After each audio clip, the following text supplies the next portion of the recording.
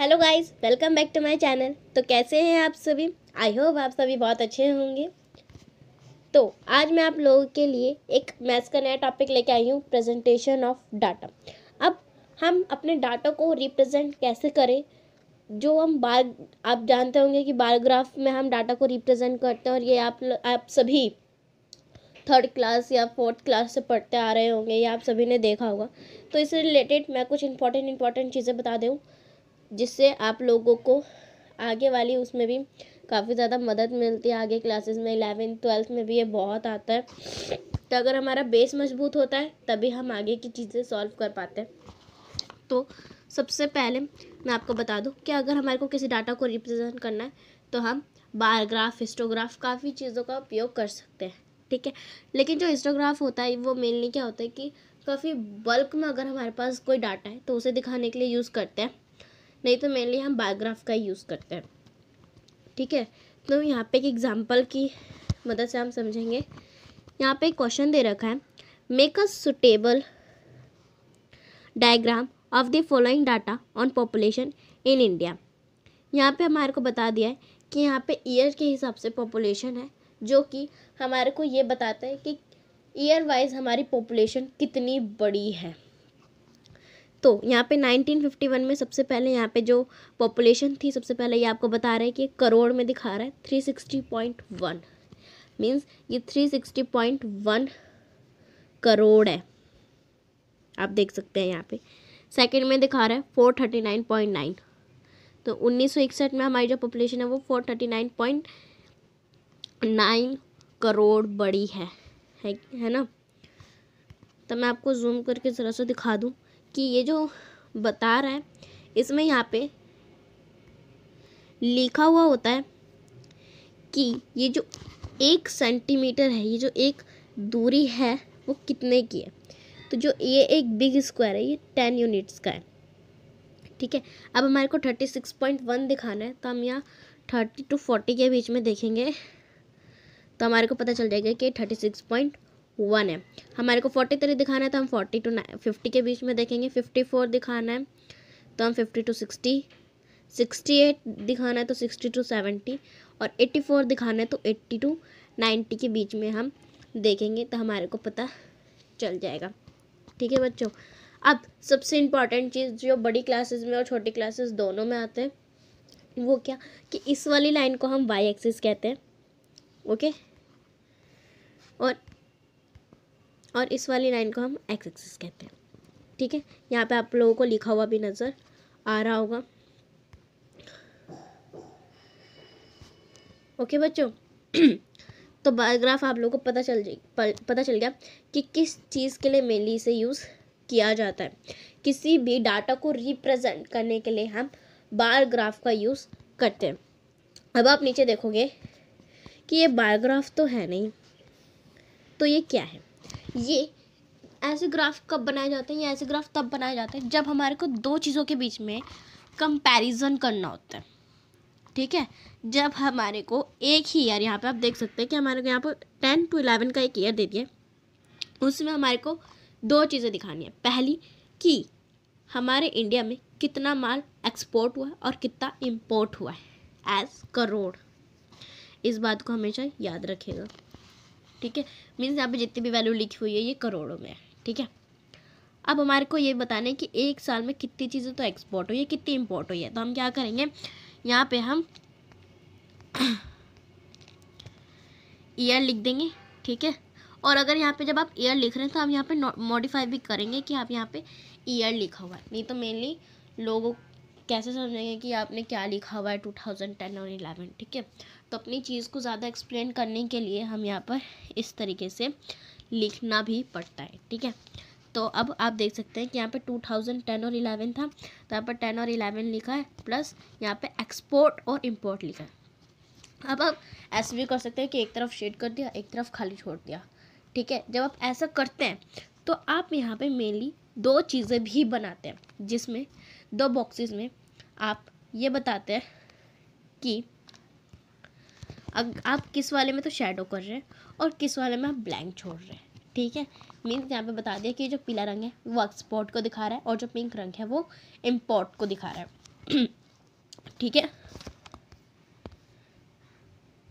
तो जो ऐसे ग्राफ होता है ये आपको पता चल गया कि मेनली दो कंपैरिजन के बीच में यूज़ किए जाते हैं। आई होप ये टॉपिक आपको क्लियर हो गया कि हम बार ग्राफ का यूज़ कब करते हैं। हम डाटा को रिप्रेजेंट करने के लिए करते हैं, और यहाँ पे सबसे मेनली यही होता है कि वाई एक्सिस और एक्स एक्सिस। ये छोटे बच्चों की क्लासेस में बहुत आता है और बड़ी क्लासेस में भी आता है, तो इसलिए मैं आप लोगों के लिए ये नया टॉपिक लेके आई हूँ। यहाँ पर भी यही। कैसे हैं आप सब? आई होप आप सब अच्छे होंगे। प्लीज़ हमें कमेंट करके बताइए कि आप सब कैसे हैं, और हमारी वीडियो को लाइक शेयर सब्सक्राइब ज़रूर कीजिए। और आज हम पढ़ने जा रहे हैं अपना topic frequency polygon. Frequency polygon क्या होता है? Frequency polygon is drawn by joining a mid point of all tops in of a histogram. Means जो हमने पिछली वीडियो में देखा था, और जिसका लिंक मैं आपको डिस्क्रिप्शन में दे दूंगी, कि बार डायग्राम और हिस्टोग्राम क्या होता है। उससे आगे हम पढ़ते हैं पॉलीगॉन क्या होता है। हिस्टोग्राम आप देख रहे हैं कि सामने डायग्राम दे रखा है हिस्टोग्राम, और हिस्टोग्राम पे हमें पॉलीगॉन दे रखा है। पॉलीगॉन हिस्टोग्राम पे कैसे शो होता है? Point two point, mid of top of mid point पर शो होता है। जैसे 10, 16, 20, 20, 22, 15, 8, 5।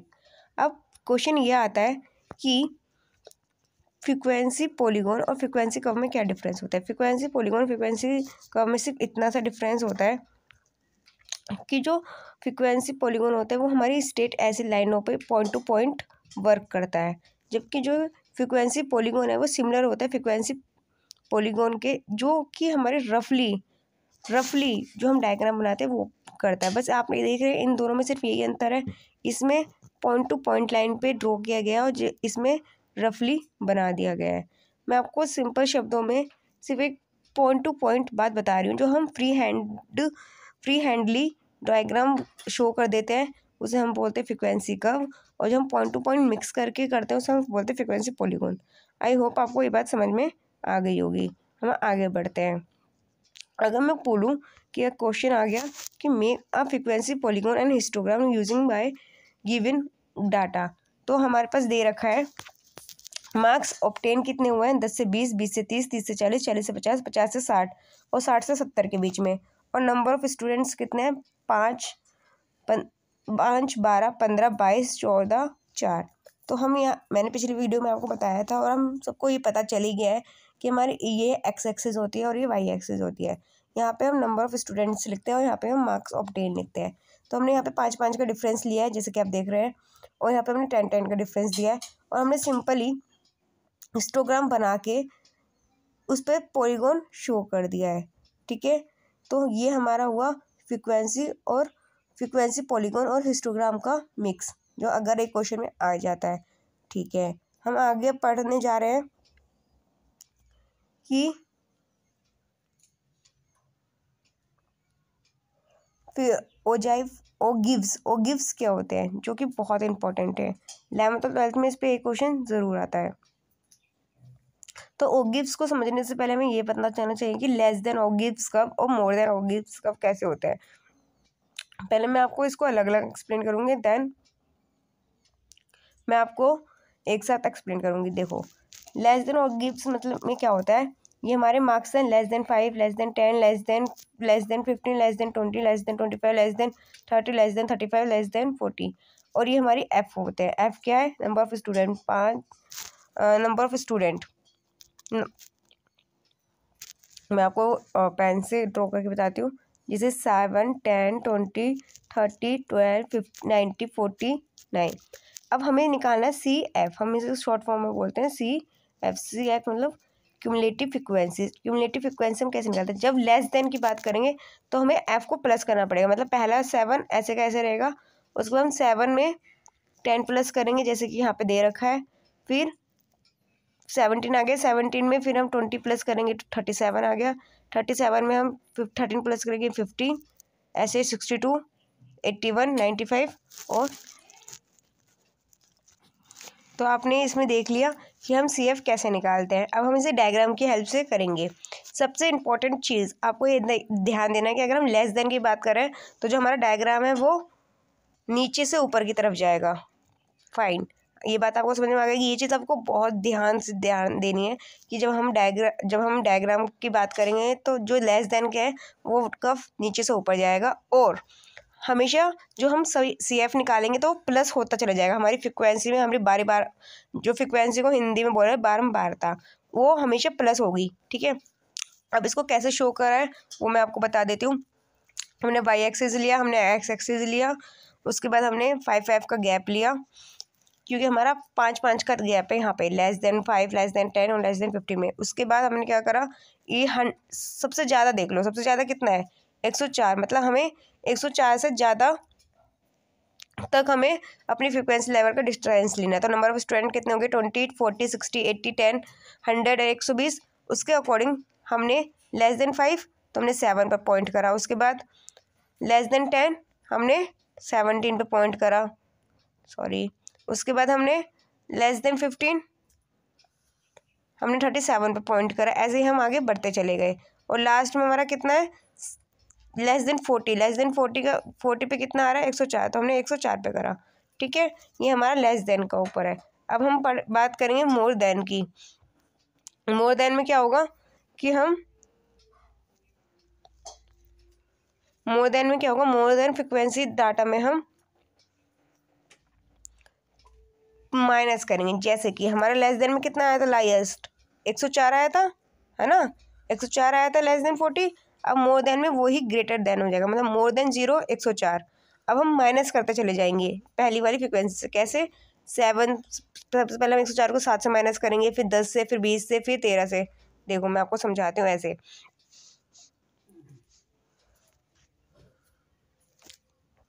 104 माइनस 7, ठीक है, 97 हो जाएगा।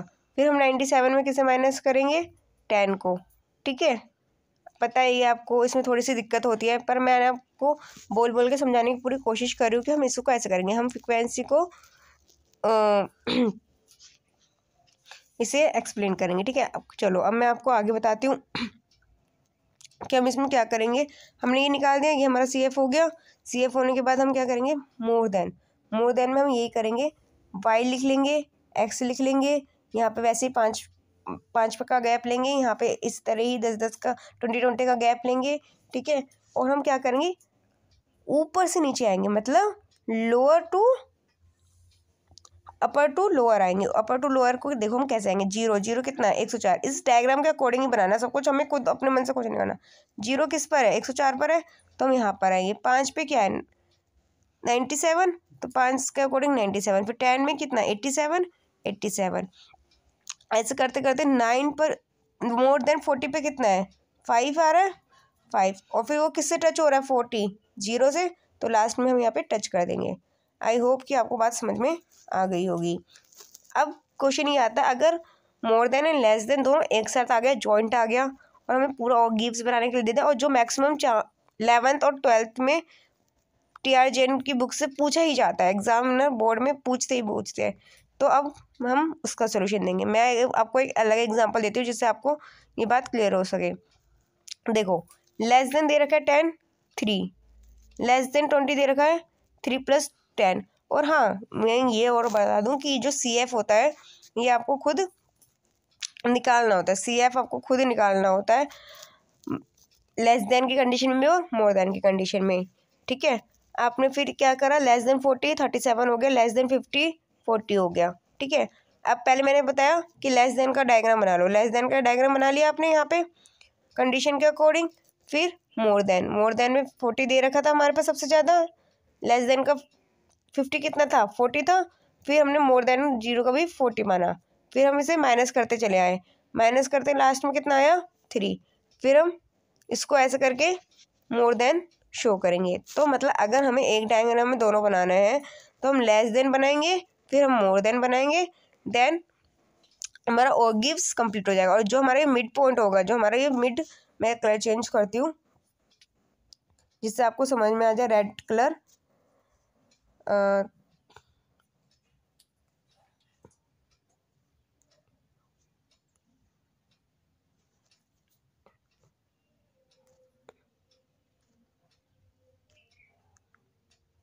1 मिनट मैं आपको बताती हूँ। चलो कलर चेंज नहीं हो पा रहा है, चलो हो गया है। ये जो हमारा मिड पॉइंट है, ये वाला, ये हमारा वो पॉइंट है, ये हमारा वो पॉइंट है जो इसमें हमारे संतुलन है, मतलब कि ना ही वो लेस देन पे हो, ना ही वो मोर देन पर है। तो आई होप कि आपको ये वीडियो पसंद आई हो। आपको कुछ भी कन्फ्यूज़न, कुछ भी दिक्कत आई हो तो आप प्लीज़ मुझे कमेंट सेक्शन पे बताइए। मैं आपको इसका सॉल्यूशन ज़रूर बताऊँगी कमेंट सेक्शन पे। हाँ, आपको हमारी वीडियो पसंद आई हो तो प्लीज़ लाइक, शेयर, सब्सक्राइब कीजिए और आने वाली वीडियो देखने के लिए आप हमारे चैनल को सब्सक्राइब ज़रूर कीजिए और बेल आइकन को प्रेस कीजिए। Thank you so much.